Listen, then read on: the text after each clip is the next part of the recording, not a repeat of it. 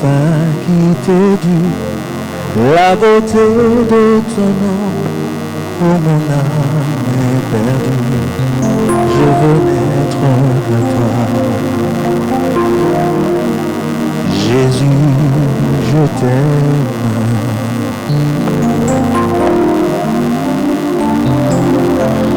Reçois du peu que je trouve à donner, tout l'amour que mes yeux n'ont pas su te montrer. Je veux n'être qu'à toi. Jésus, je t'aime.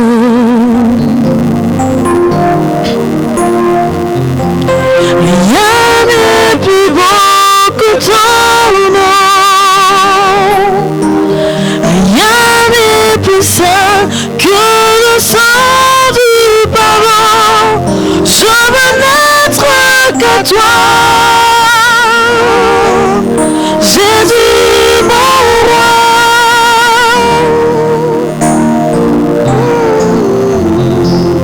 Je ne veux que vouloir te louer, adorer ton Saint-Nom et ta fidélité. Je veux n'être qu'à toi. Jésus, je t'aime.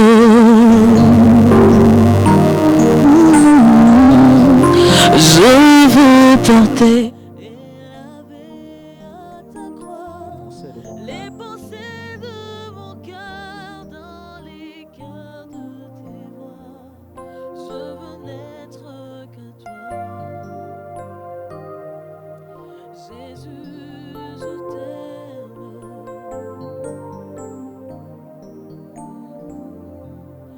Rien n'est plus beau que ton nom. Rien n'est plus saint que le sang du pardon. Je veux n'être qu'à toi.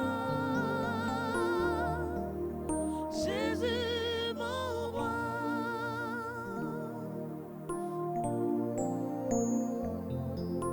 Rien n'est plus beau que ton nom.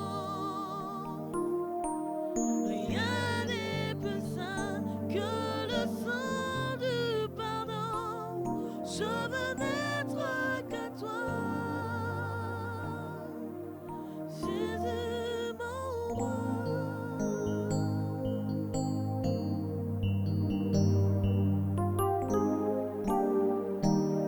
Tous ensemble, reçois. Reçois l'adoration. Tu es le roi de gloire. Notre victoire. Digne es-tu, Seigneur. Emmanuel. Reçois l'adoration.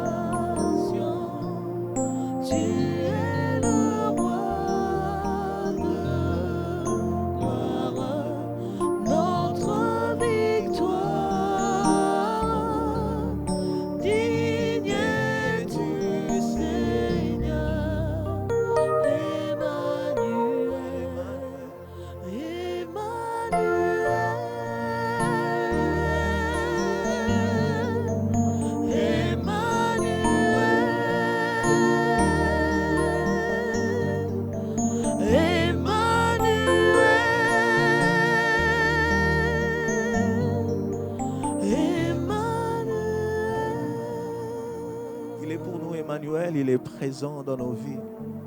Il est ici avec nous. Il est le Dieu parmi nous. Nous voulons le bénir, lui qui est avec nous. Nous voulons nous inviter, t'inviter, toi qui nous suis, à se connecter avec nous pour dire merci à Emmanuel. Emmanuel est avec nous. Il est le Dieu parmi nous. Il est parmi nous. Heureusement que Dieu existe pendant ces instants. Il nous a protégés. Jacob pouvait dire à Laban, si je n'avais pas le Dieu de mon père, s'il n'était pas avec moi, tu m'aurais renvoyé à vide. Heureusement, Emmanuel est là. Emmanuel est avec nous. Il est parmi son peuple. Il connaît les réalités de son peuple. Il connaît les réalités de ses enfants. Il habite avec eux. Il est parmi nous. J'aimerais bien t'inviter à élever ta voix pour dire merci à Emmanuel et à reconnaître sa présence dans nos vies. La présence de Jésus qui lui nous fortifie de jour en jour. Peut-être que tu peux être fatigué, mais parce qu'il est là, tu reçois la force du Seigneur. Parce que l'Éternel est parmi nous, nous pouvons compter sur lui. Parce qu'il est parmi nous, il est le sujet de notre joie. Éternel, merci pour ta présence. Merci parce que toi, tu es là. À toi le roi éternel, à toi le roi immortel. Sois louange et gloire. Seigneur, ce soir, nous sommes là pour te rencontrer. Ce soir, nous sommes là pour t'adorer parce que tu en es digne. Tu mérites à ce que nous puissions quitter nos maisons, nous puissions prendre nos mégas et l'investir, non pas pour maman, mais l'investir pour le royaume du Seigneur, pour édifier notre foi, pour que la parole du Seigneur nous transforme. Merci beaucoup, Seigneur, pour ta présence, parce que tu es digne, que ton peuple se rassemble, Seigneur Jésus-Christ, pour te célébrer.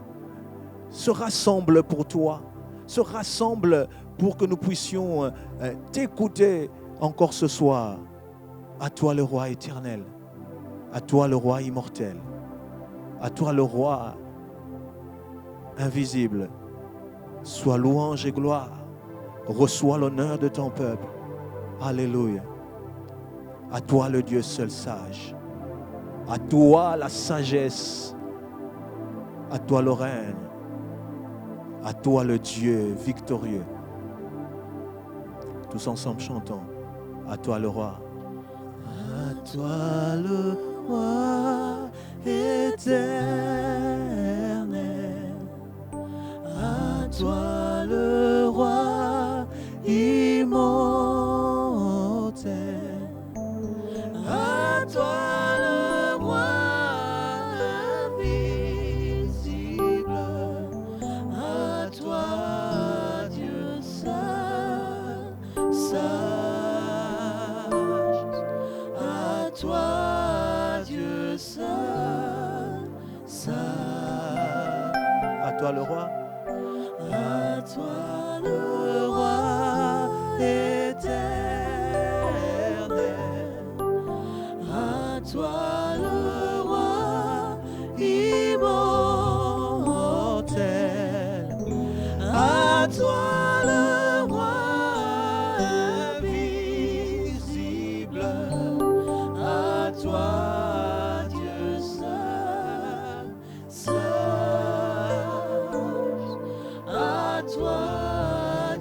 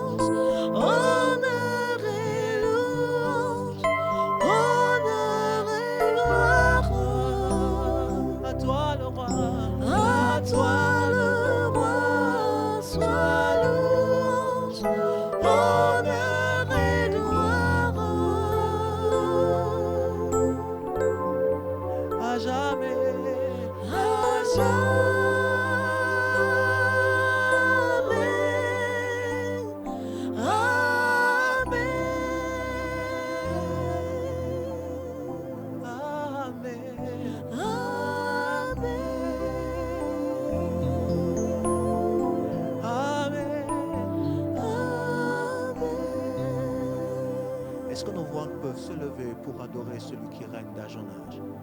Tu règnes d'âge en âge, éternel, à toi le roi éternel. Le roi qui n'a ni commencement ni fin. Celui qui est sur son trône malgré qu'il ait le déluge sur terre. Son trône n'est pas affecté. Son trône est différent. Ton trône est un trône éternel. Ton trône est un trône qui ne subit pas de modifications par rapport à la pandémie terrestre, par rapport aux problèmes de la terre. Toi, ton trône est stable. Ton trône est redoutable. Ton trône est un trône de paix. Ton trône est un trône de grâce. Éternel, ce soir encore, nous venons nous approcher devant ce trône de la grâce parce que nous avons conscience que nous avons un roi qui est bon sur le trône.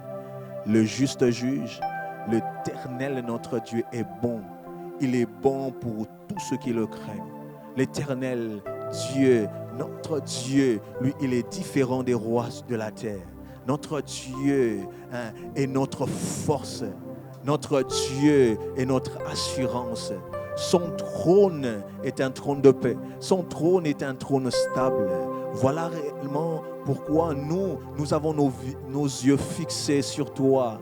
Parce que nous savons que l'Éternel est sur son trône. Pendant qu'il est sur son trône, nous savons qu'il peut intervenir pour nous. Pendant qu'il est sur son trône, l'Éternel peut nous parler. Pendant qu'il est sur son trône, l'Éternel peut nous toucher. Pendant qu'il est sur son trône, il peut signer un décret pour nous. Un décret pour notre émergence. Pendant que l'Éternel est sur son trône, il peut faire de nos ennemis ses marchepieds. Pendant que l'Éternel est sur son trône, nos problèmes sont réglés, nos problèmes sont gérés par lui. Nous ne pouvons pas craindre, Éternel Dieu, tous les problèmes que nous avons sur la terre quand nous regardons un Dieu qui est sur son trône. Seigneur, voilà pourquoi David, lui, quand il avait constamment l'Éternel devant ses yeux, lui, il était rempli d'assurance. C'est notre cas ce soir. Nous voulons dire que nous sommes remplis d'assurance parce que notre Dieu est là. Parce que notre Dieu est notre sainteté, il nous sanctifie. Parce que notre Dieu est notre paix. Parce que notre Dieu est notre bannière qui montre que nous appartenons à lui. Et notre Dieu est toujours sur son trône. Il n'a pas démissionné et il nous fera du bien. Ce soir encore, Éternel, fais-nous du bien par ta parole. Ce soir encore, Éternel, fais à ton peuple qui s'est connecté du bien par la parole qui sera annoncée. Là où la parole est annoncée, l'Esprit entre en jeu pour accomplir la parole du Seigneur, car il est derrière sa parole pour l'accomplir. Que cela soit le cas de mon frère qui nous suivra ce soir, que le Saint-Esprit accomplisse cette parole qui va s'annoncer ce soir dans sa vie. Dans le nom puissant de Jésus, nous avons ainsi prié. Amen. Nous allons appeler Papa pour la prédication de ce soir.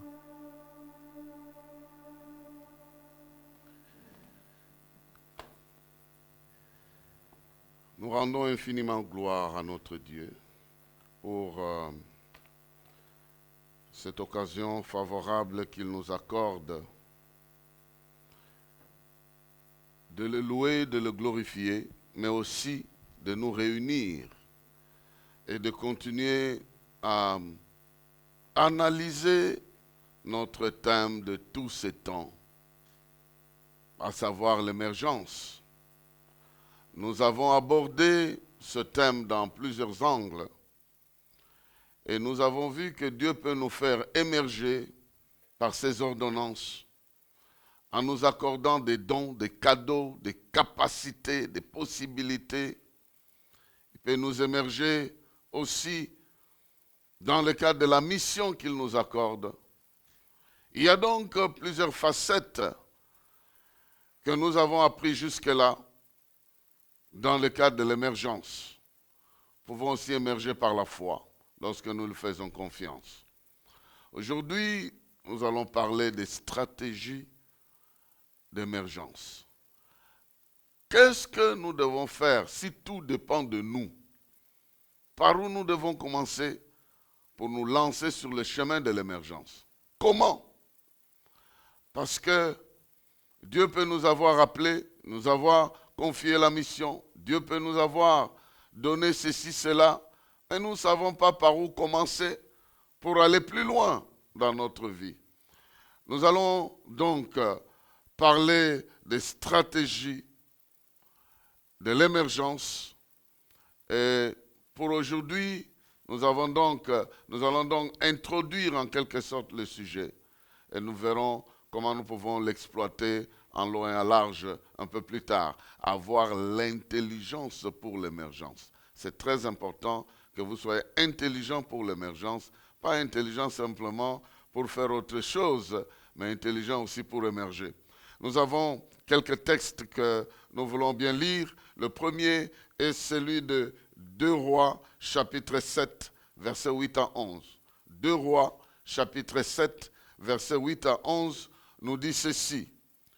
Les lépreux, étant arrivés à l'entrée du camp, pénétrèrent dans une tente, mangèrent et burent, et en emportèrent de l'argent, de l'or et des vêtements qu'ils allèrent cacher.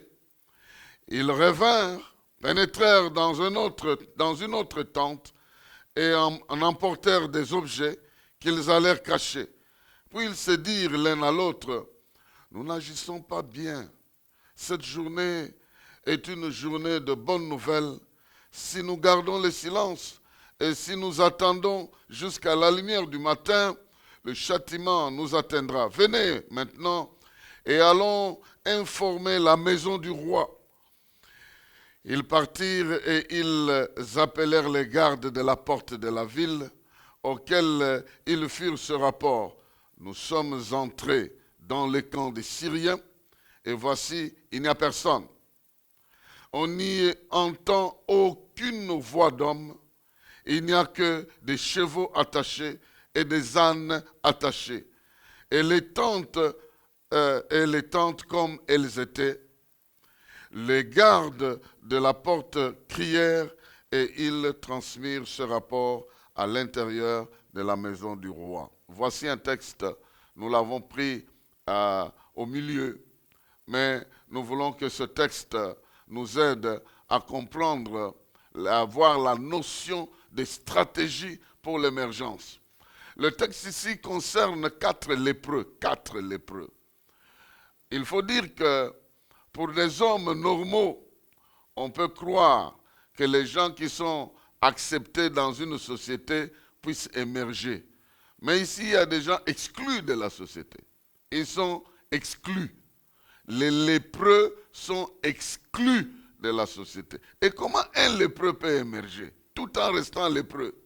Je ne sais pas, il y a des lépreux qui ont émergé parce que Jésus les a guéris, ils ont gagné la confiance des gens, ils sont retournés dans la société, ils ont commencé à travailler. Mais ici, c'est des gens qui sont exclus en plein dans leur situation de lèpre, mais qui émergent, qui ne peuvent pas être ignorés, dont le message ne peut pas être négligé.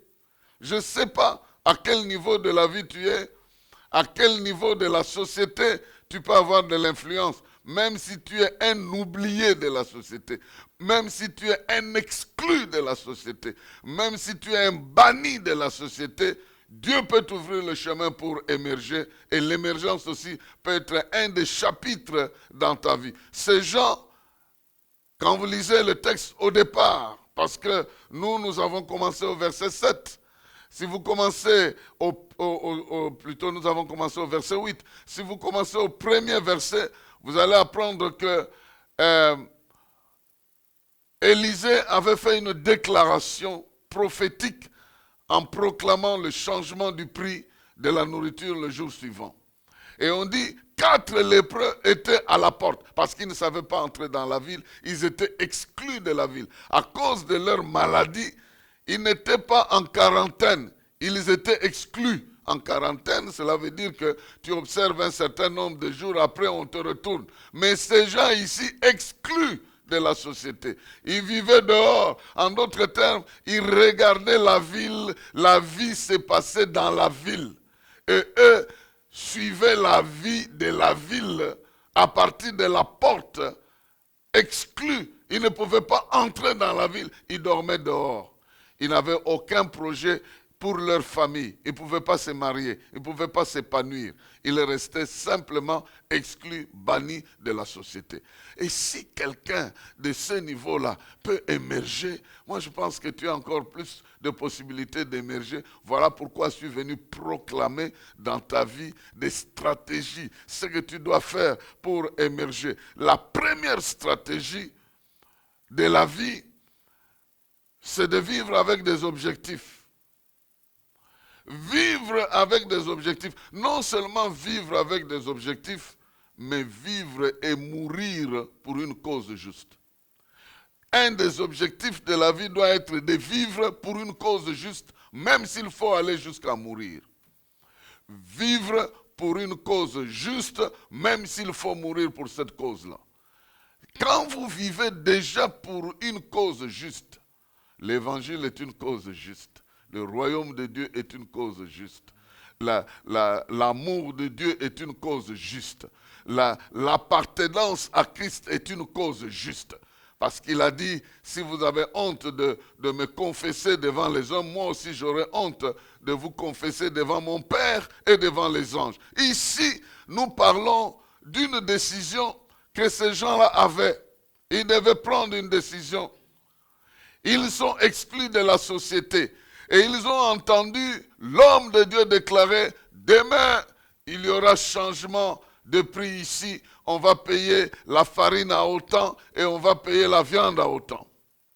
Et lorsqu'ils ont entendu ça, les chansons du roi, le monsieur qui se met à côté du roi, qui le soutient, le gérant de sa maison, est en train de déclarer que même si l'Éternel ouvrait des fenêtres et que ces histoires tombaient du ciel, une pareille chose n'arriverait pas.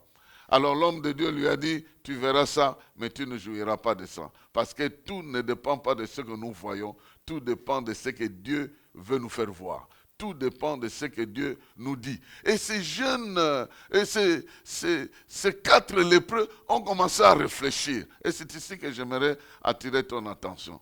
Ils n'avaient pas d'objectif. Ils vivaient simplement leur vie marginalisée.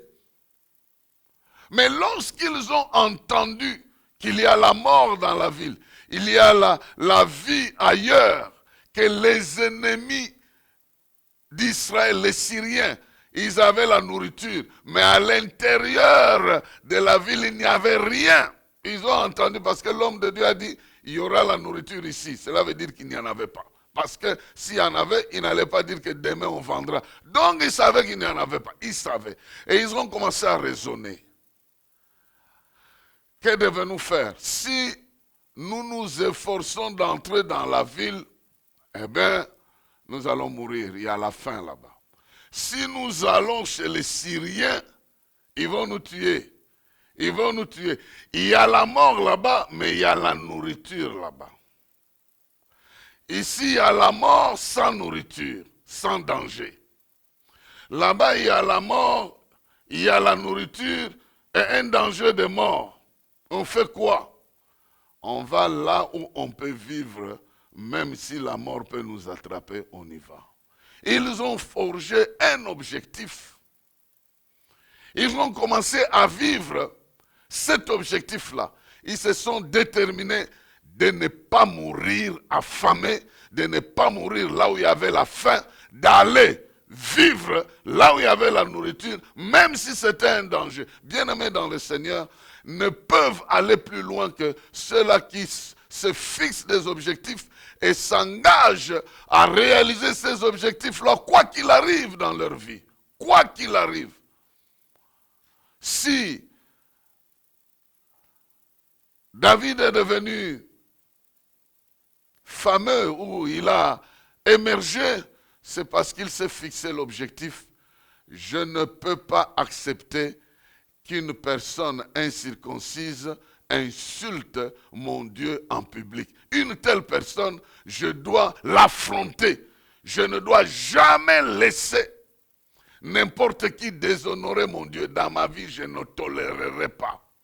Et sa stratégie, c'est de démontrer à tous ceux qui s'opposent à Dieu que Dieu est plus grand que eux. Il avait cet objectif Il s'est lancé. Tous les militaires étaient là. Ils pouvaient laisser ces messieurs-là continuer à insulter Dieu. Mais David ne savait pas accepter de continuer à entendre qu'on insulte son Dieu. Il fallait mettre fin à ça. Dans ses objectifs, il voulait honorer Dieu dans sa vie. Il voulait glorifier Dieu. Il voulait que tout le monde reconnaisse que l'Éternel est bon, qu'il est capable de tout, que c'est un Dieu miséricordieux, lent à la colère. On n'a pas de raison de ne pas l'aimer. On n'a pas de raison de ne pas l'accepter. On n'a pas de raison de ne pas se soumettre à lui. C'est un Dieu bon. Et Dieu dit qu'il était un homme selon son cœur. Et il ne tolérait pas n'importe quoi. Bien-aimés dans le Seigneur, vivons avec des objectifs. Et certains objectifs sont purement spirituels, d'autres sont purement matériels. Et si nous voulons émerger dans le spirituel, ayons des objectifs spirituels. En d'autres termes, comment je dois grandir spirituellement? Je dois prier, je dois lire la parole, je dois méditer la parole de Dieu. Combien de fois je le ferai? Comment je le ferai chaque jour? De cette manière-là, tu as des objectifs dans ta vie et tu peux aller plus loin. Quand je m'étais converti, je m'étais décidé de lire toute la Bible en une année, chaque année, de terminer la Bible. Je me suis rendu compte que 15 ans, pendant au moins 15 ans, je lisais la Bible tout entière et j'étais plein de versets de la Bible à gauche et à droite. Ça m'a fait beaucoup de bien. Et des fois, aujourd'hui, quand je l'aborde, je me rappelle que j'ai déjà lu ça au moins 15 fois. Mais c'est bien sûr qu'aujourd'hui, ça fait plus de 30 ans que je suis avec ces dieux-là, que je lis la Bible. Maintenant, je ne la lis pas entièrement, toute la Bible, mais au moins 90% ou 80%, parce que c'est une source d'inspiration valable. Et puis, en matière de foi et de conduite, c'est notre autorité. La Bible est une autorité normative en matière de foi et de conduite. Ça peut nous aider à comprendre ces choses. Donc, ces gens-là se sont décidés. Dans ma vie, je ne resterai pas sur place comme ça. Il faut que je fasse quelque chose. Dans ma vie, je ne vais pas tolérer que les années passent comme ça. Il faut que je commence par faire quelque chose. Je dois devenir une telle personne dans tel domaine. Je vais faire des affaires et j'aimerais devenir une femme d'affaires, un homme d'affaires. Et je vais commencer dans cette direction. Ou je vais faire ceci, avoir des objectifs. Et s'engager pour vivre et même mourir pour ces objectifs. Voilà pourquoi les objectifs de ta vie ne doivent pas être des objectifs vraiment de très bas niveau. Je me suis rendu chez un pasteur. Il m'avait programmé pour prêcher. C'est un jeune pasteur que j'ai connu des années antérieures. Et le jour où j'ai prêché chez lui, il se lève, il dit à l'église, aujourd'hui mon rêve s'est réalisé.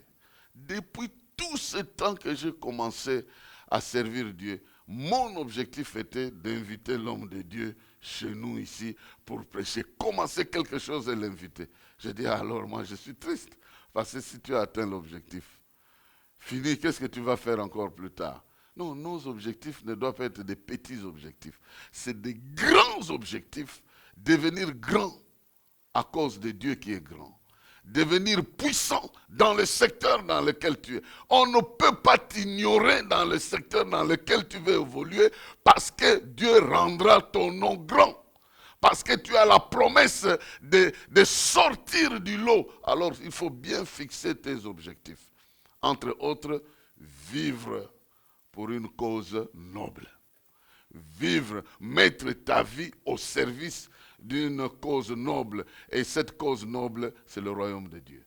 Cette cause noble, c'est la gloire de Dieu. Cette cause noble, c'est la présence de Dieu dans ta vie. Vivre avec des objectifs du genre, j'aimerais, là où je suis, que la gloire de Dieu se manifeste. Dans ma vie, c'est un objectif. Je veux que partout où je serai, quelque chose lié à la gloire de Dieu se manifeste à ce lieu-là. Ça, c'est un objectif noble.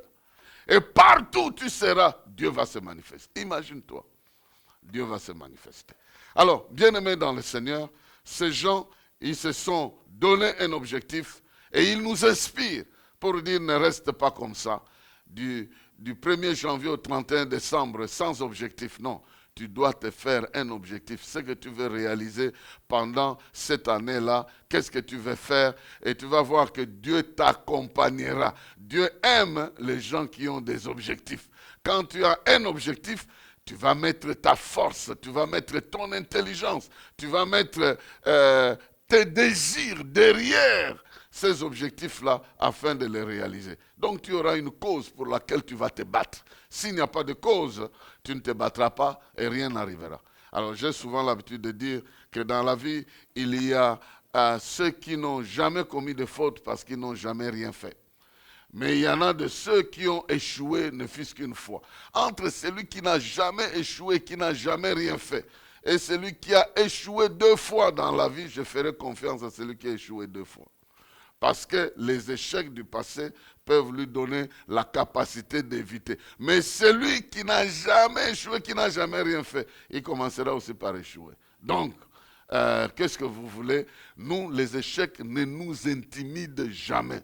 Nous sommes parmi ceux-là, on peut se moquer de toi. Tu parles un mauvais français, mais tu le parles.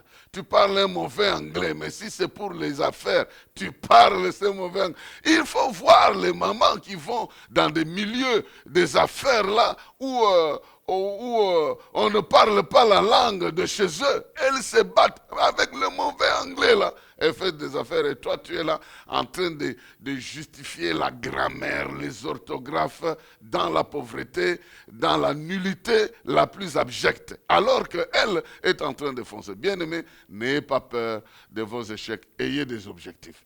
Ça peut te bloquer, mais au fur et à mesure que tu avances, il y a un Dieu qui marchera avec toi. Parce qu'il dit, fais de l'Éternel tes délices et il te donnera ce que ton cœur désire. Les objectifs de ton cœur peuvent devenir une réalité dans ta vie. Deuxième texte, Matthieu chapitre 25. Matthieu chapitre 25, versets 19 à 29. Matthieu 25, 19 à 29, on nous dit ceci. Longtemps après, le maître de ses serviteurs revint et il leur fit rendre compte.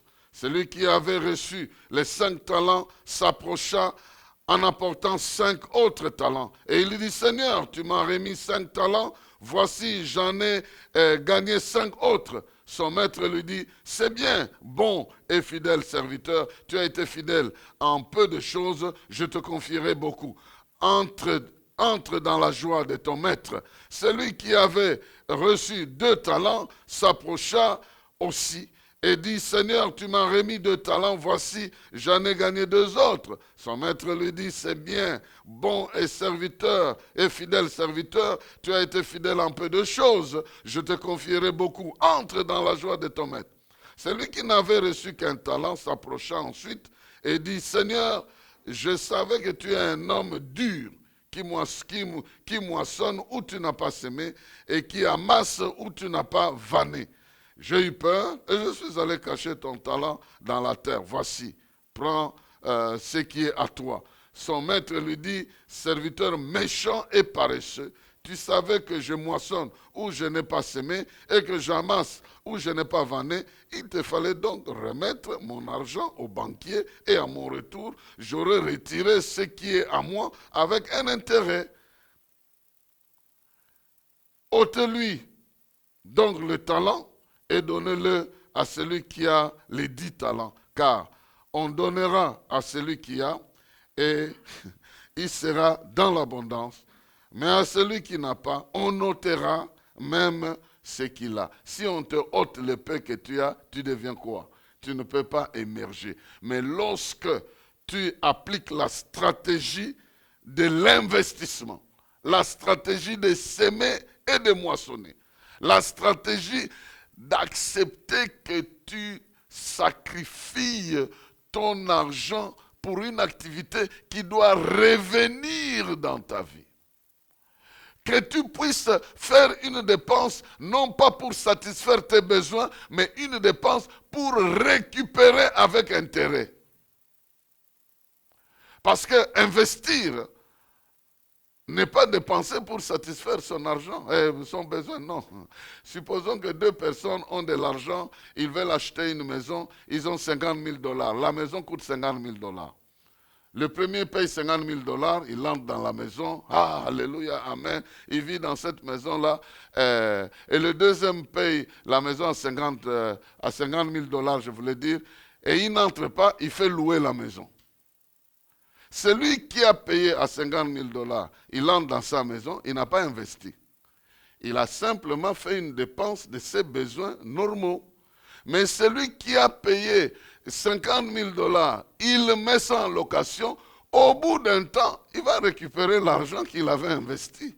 Donc, vous voyez, il y a des dépenses que nous faisons. Oui, oui, j'ai investi, tu as investi. Quand est-ce que tu estimes que tu vas récupérer l'investissement? Je ne sais pas. Bien-aimés dans le Seigneur, nous allons parler de l'intelligence, de l'émergence ou de l'investissement, peut-être dans les jours qui viennent. Mais nous avons besoin de comprendre que l'investissement répond à la loi de la semence et de la moisson.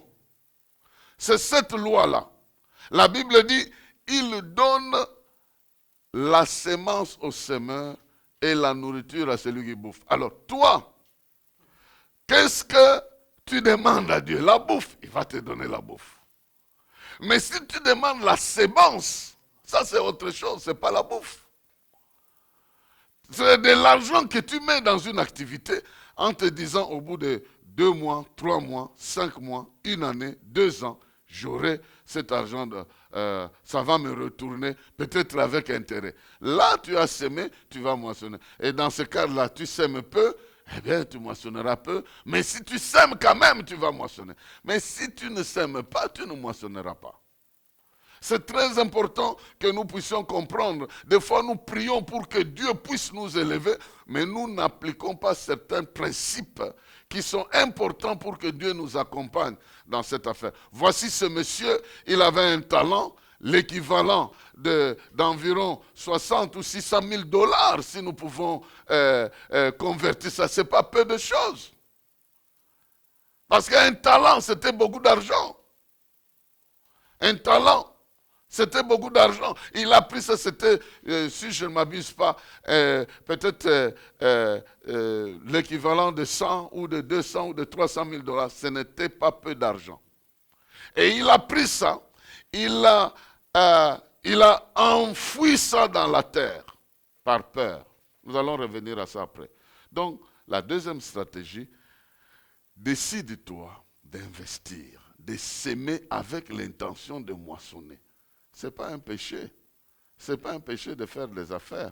La Bible dit que si tu prêtes à ton frère, ne demande pas l'intérêt. Alors n'investis pas chez ton frère pour aller demander l'intérêt. Investis dans les choses où tu as le droit de récupérer l'intérêt.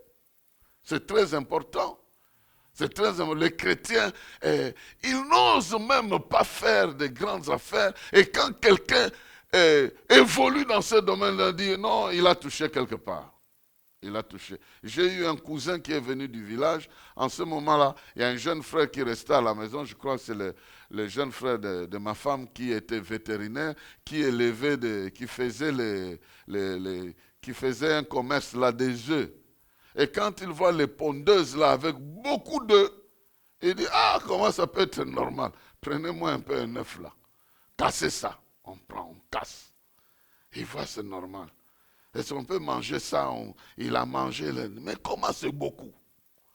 Parce que c'est beaucoup. Lui croit que, donc au village là, avec des poulaillers là, d'une poule qui a maigri, qui a même dépassé l'âge de la ponte, on continue à lui faire manger. Et quand elle pond, c'est vraiment un œuf vraiment misérable avec des petits poussins là, de rien du tout qui sortent là. Bien-aimés dans le Seigneur, nous avons besoin de savoir qu'investir, c'est une bonne chose. S'aimer. D'ailleurs, si vous ne s'aimez pas, vous ne moissonnez pas. Mais si vous s'aimez, vous allez moissonner. Et si Dieu, d'ailleurs, Dieu dit qu'il bénira nos moissons, qu'il bénira notre semence afin que ça se reproduise. Il dit, vous allez récupérer au centuple de ce que vous aurez sémé. Parce que Dieu nous accompagne dans ce que nous semons. Que Dieu te révèle dans quel angle tu peux commencer. Et puis, il ne faut pas avoir peur de commencer petit. Si tu commences petit, tu ne finiras pas petit. Tu finiras toujours grand. Commencer, c'est toujours petit. Ta vie, telle qu'elle est là, elle a commencé comment? Invisible. Et puis elle a grandi dans un ventre, on ne savait pas à quoi tu vas ressembler. Et puis pouf, aujourd'hui, tu es ce que tu es. Et tu n'as pas encore fini de devenir ce que tu dois être. Donc voilà pourquoi un petit $50 peut devenir $5000 dans le temps et dans l'espace s'il entre dans un système de multiplication. Voilà, bien-aimés dans le Seigneur, nous avons besoin de prendre de bonnes décisions sur l'investissement et la manière dont nous devons gérer ça. Convertir la moisson en semence et la semence en moisson, pas en bouffe. Souvent, quand on dit, oui, donnez-moi, moi je ne crois jamais à quelqu'un qui vient dire, si tu me donnes un peu, je ne viendrai plus te demander parce que là, je vais faire des affaires et je vais moi-même m'occuper de tout, moi-même. Ça ne se passe pas comme ça. Il faut avoir une bonne politique intelligence pour investir et laisser l'investissement là continuer. Et toi, tu te bats pour manger un peu en dehors de cet investissement jusqu'à ce que ça se solidifie. On te donne $100 aujourd'hui, tu vas payer des histoires, tu viens vendre, tu commences à manger toi-même dans cette histoire-là. Avant même que ça se termine, tu récupères $50 seulement. Et puis tu dis, ah mais Ezosimbaté, vraiment ça ne marche pas. Comment tu veux que ça marche? Et puis tu attribues ça même à Dieu. En tout cas, si Dieu était vraiment un méchant, beaucoup seraient collés, seraient retenus à la kangayo boydi, neni okoselanga mangam, neni okoselanga. Mais il est miséricordieux, lent à la colère. Oh non, ça ne marche pas. J'ai essayé. Tu n'as pas même respecté un principe. Des gens moins sûrs, des gens insolvables. Est-ce que c'est Dieu qui est insolvable? Maintenant, tu ne sais pas récupérer. Ce que tu as récupéré, tu as bouffé. Et puis si tu es une sœur, un faux fiancé vient, il te donne un faux problème, il te bouffe et le lendemain, tu apprends qu'il est en Angola. Que Dieu nous réserve. Troisième stratégie. Donc la première stratégie, c'est que nous devons avoir des objectifs. Deuxième stratégie, c'est que nous devons apprendre à s'aimer. À s'aimer. Nous devons apprendre à s'aimer. Troisième stratégie, nous devons prendre le risque d'affronter notre peur, de combattre l'inconnu sur le terrain. Il y a toujours quelque chose qui nous empêche de commencer. Quelque chose là. La chose là, peut-être que j'ai constaté que des gens mes collègues qui ont étudié le commerce, ils ont du mal pour commencer le commerce. Parce qu'ils ont toute la science de commerce dans la tête. Mais il y a des gens qui ne connaissent rien du tout de tout ça. Ils se lancent dans l'ignorance et puis ils sont en train de progresser. Les intellectuels toujours en train de dire, oui, mais ce capital-là, dans la conjoncture actuelle, est-ce que ça va donner... La Bible dit, Luc chapitre 11, versets 21 à 23, Luc 11, 21 à 23, lorsqu'un homme fort et bien armé garde sa maison, ce qu'il possède est en sûreté. Mais si un plus fort que lui survint et le dompte, il lui enlève toutes les armes dans lesquelles il se confiait et il distribue ses dépouilles. Celui qui n'est pas avec moi est contre moi et celui qui n'assemble pas avec moi, il le disperse. Bien-aimés dans le Seigneur, nous avons besoin de vaincre notre peur. Les 4 lépreux sont entrés dans le camp des Philistins. Des Syriens plutôt, ils sont entrés. Des lépreux, sans armes. Seulement avec la détermination. Ils entrent. Ils pouvaient même se dire, attention, s'ils étaient des militaires exercés, ils allaient dire, ah, attention, attention. C'est une stratégie pour nous attraper. C'est un guet-apens. Ils doivent être cachés quelque part. D'ailleurs, le roi, il a raisonné comme ça. Le roi, quand on est allé dire au roi, il dit, attention, je veux vous dire, Faux. Mais il dit, si c'est le roi qui dit, qu'est-ce que vous allez faire? Vous allez toujours accepter, même si c'est faux. Il dit, je vais vous dire, les Syriens sont cachés quelque part. Ils veulent que nous entrions dans le camp, ils vont nous attraper. Moi, je sais, et pourtant c'est faux. Pourtant c'est faux. Tu as besoin d'entrer dans le camp, là où tu dois être, là où tu dois réussir, là où tu dois t'épanouir, tu dois entrer. La Bible dit, lorsque tu mets tes pieds dans un endroit, Dieu te donne la possession de ce lieu-là. Et Jésus a dit, si une maison est gardée par un homme fort, tu ne peux pas entrer là-dedans sans avoir vaincu un homme fort. Si le commerce dans ta vie est protégé par la peur d'échouer, il faut d'abord vaincre la peur pour entrer là-bas. Si le ministère est protégé par la peur de l'échec, et alors il faut d'abord vaincre cette peur-là pour rentrer dans ce que Dieu t'a demandé de faire et tu vas t'épanouir. Si tu as peur, la peur de la terre promise te fera mourir dans le désert. La peur de la terre promise te fera mourir dans le désert. Et la terre promise n'était pas inoccupée, elle était occupée par des géants. Et les gens qui sont arrivés là-bas, ils ont vu des géants. Il y a des gens qui ne se marient pas parce qu'ils ont peur. Comment les mamans sont maltraitées? Comment les difficultés. Il a vécu dans une maison où les gens se battaient toujours, où la maman, on la battait, le papa rentrait tard. Elle s'est dit, si je m'engage, c'est sûr que le sort de ma mère, je vais... la peur de ça bloque. Mais tu ne peux pas émerger si tu n'as pas la stratégie de te lever et d'affronter l'homme fort du domaine dans lequel tu veux entrer, qui te bloque. Qui bloque tes engagements et qui te fait peur de t'engager dans cette affaire-là. Tu es comme le monsieur qui a reçu un talent. Il avait tellement peur. Il était sérieux. Hein? Ne pensez pas qu'il n'était pas sérieux. Il était sérieux. Il imagine Esaga 1. Parce qu'il a eu 5. Il peut mettre 2, 3 échouent. Mais quand même 2 autres réussissent. Lui, il n'en a qu'un. Bien sûr que le montant c'était grand.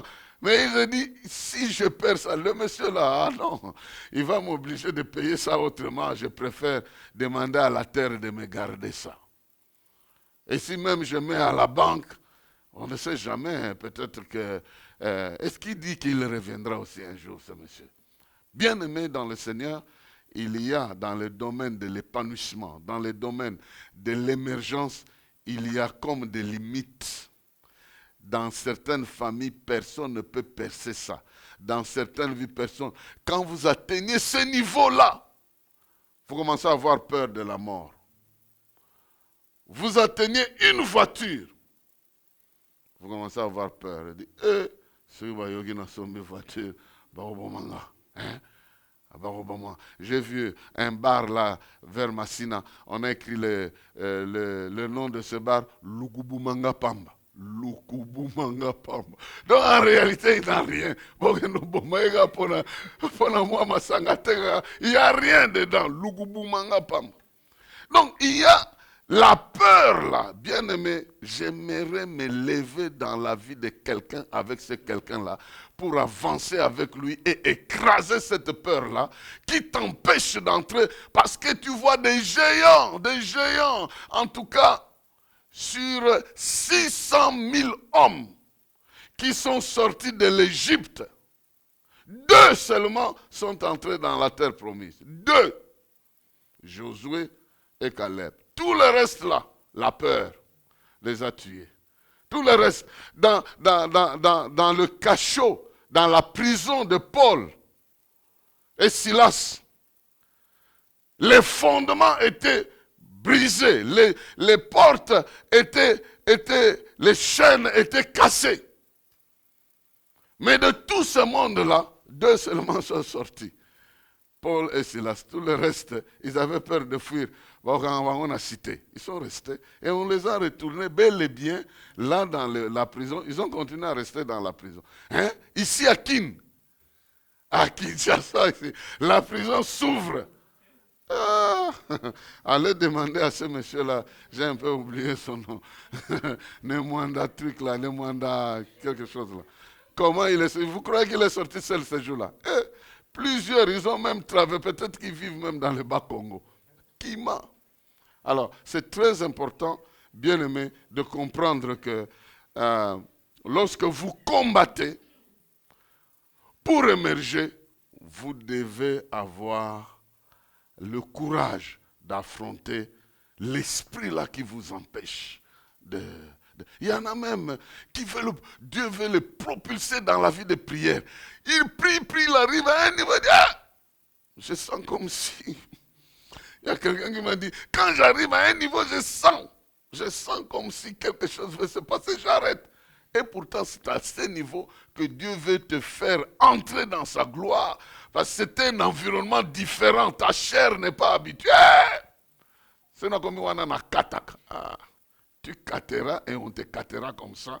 Tu n'entreras pas dans la gloire de Dieu. Et dernière stratégie, la dernière stratégie, il faut affecter la société, non pas seulement avec les biens qu'on aura produits, mais avec la bonne nouvelle qui accompagne ce bien-là. Ceci est très important comme stratégie. Affecter la société avec les bonnes nouvelles, avec la bonne nouvelle qui accompagne les choses.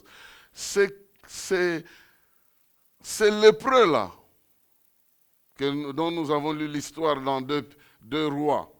Ils ont dit, aujourd'hui ce n'est pas simplement une journée où Dieu nous fait faveur, mais c'est une journée de la bonne nouvelle. Ils ne sont pas seulement revenus avec de l'or, de l'argent et la nourriture, non. Ils sont venus avec l'information aussi. Ils sont venus avec l'information disant, là-bas, il y a à manger, à boire. Supposons qu'ils étaient quelques-uns comme des Quinois ici. Le lendemain, vous les voyez encore sortir. Ils ne diront à personne jusqu'à ce qu'ils vont épuiser le camp. À qui ici, il y a des gens. Ils ont découvert, non. Très tôt, pas comment on découvre. Une annonce appelle l'égoïsme, le niveau de l'égoïsme qu'il y a ici. Simplement parce qu'il y a aussi d'autres qui imitent sans contrôle. Dès que tu commences une petite affaire ici, dès que tu commences à avancer, lui aussi va prendre la même chose, même si, à cause de cet esprit de compétition-là, nous n'allons pas quelque part. Mais la Bible dit qu'ils sont venus avec la bonne nouvelle.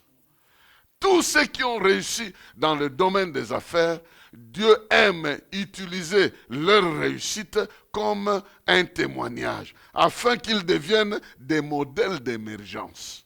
Ils deviennent des modèles d'émergence et les gens peuvent imiter leurs actions pour émerger aussi comme eux ont émergé. Bien-aimés, sachons que notre émergence ne dépendra pas simplement des biens que nous allons investir dans la société. Si le témoignage de ces biens-là n'est pas bon, nous n'allons pas émerger. Parce que les biens mal acquis ne profitent pas. Donc nous devons faire de sorte que notre émergence, dans la manière dont nous travaillons, nous ayons un bon témoignage qui accompagne notre réussite. Ne réussissons pas simplement pour l'intérêt de réussir, réussissons de sorte que le témoignage qui accompagne la réussite crée des disciples que nous pouvons entraîner pour qu'ils deviennent aussi comme nous.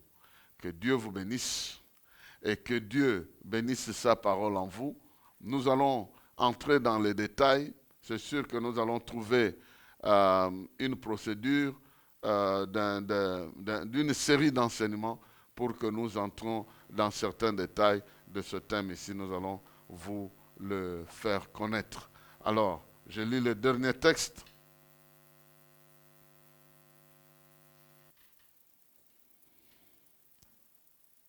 Il est écrit,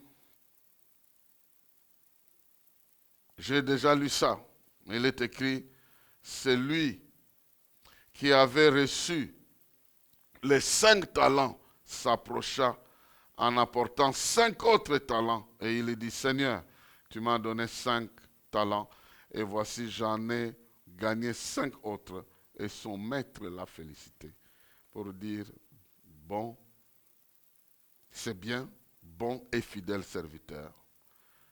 Tu as émergé avec 5 talents, tu en as reçu 10.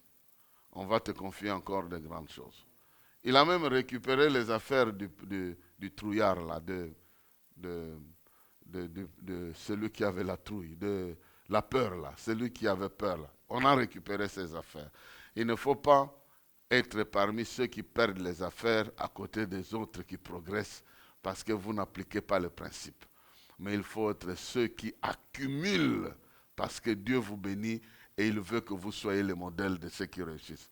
J'ai déjà commencé à prier pour que dans mon pays, il y ait l'exemple des chrétiens millionnaires, multimillionnaires, milliardaires, multimilliardaires, qui peuvent devenir des modèles et les gens vont voir que celui-là, il n'est pas allé dormir dans une tombe de je ne sais pas qui n'a même pas eu les millions en question pour devenir millionnaire. Il n'a jamais utilisé le sang de n'importe qui, mais Jésus l'a béni et parce qu'il a observé le principe, et tous les principes, il est devenu ce qu'il est devenu. Je suis sûr que notre génération ici ne passera pas sans qu'il y ait ce genre de personnes. Que Dieu vous bénisse et qu'il continue à vous instruire sur le chemin de l'émergence. Au nom de Jésus. Amen. Amen. Est-ce que nous pouvons acclamer le Seigneur? Acclame bien là où tu es. Alléluia. Que Dieu nous bénisse parce que nous avons écouté cette parole. Quelqu'un m'a dit ici une fois qu'il était peut-être temps pour nous de faire des masterclass avec papa. Ça, c'est des sujets de masterclass en business. Pour ceux-là qui veulent bien, nous allons réfléchir. Lui-même, il a dit que nous allons réfléchir comment approfondir ces notions. Amen. Alléluia. Et j'ai un texte pour vous ce soir, Ésaïe 44, verset 8. Pour toute personne qui a peur, l'Éternel vous dit, n'ayez pas peur et ne tremblez pas. Nous sommes sur Ésaïe 44, verset 8. N'ayez pas peur et ne tremblez pas. Ne t'ai-je pas dès longtemps annoncé et déclaré, vous êtes mes témoins, y a-t-il un autre Dieu que moi? Il n'y a pas d'autre rocher, je n'en connais point. Ne tremble pas, l'Éternel est avec toi. Amen. Donc prie pour ta peur, pour que Dieu te fasse du bien, qui te fasse émerger. Et normalement, cette parole était pour moi aussi, qui vous parle ici devant. Nous avons fini, nous voulons rappeler notre programme. Vous nous avez appelé pour savoir si nous ne commencerons pas. Nous voulons rappeler notre programme, que notre programme exceptionnel pendant ce temps de confinement est de 18h à 19h. Chaque dimanche de 18h à 19h, excepté le 3e dimanche du mois où nous commençons de 17h à 19h. Pourquoi? Parce que c'est notre rencontre mensuelle d'édification et de prière.